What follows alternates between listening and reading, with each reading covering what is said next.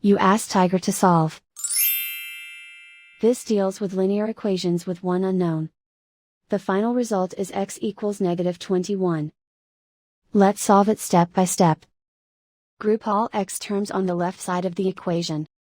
Subtract 3x from both sides. Group like terms. Simplify the arithmetic. Group like terms. Simplify the arithmetic. Group all constants on the right side of the equation.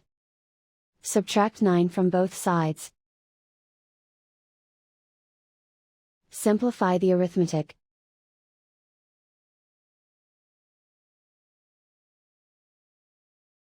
And so the final result is x equals -21.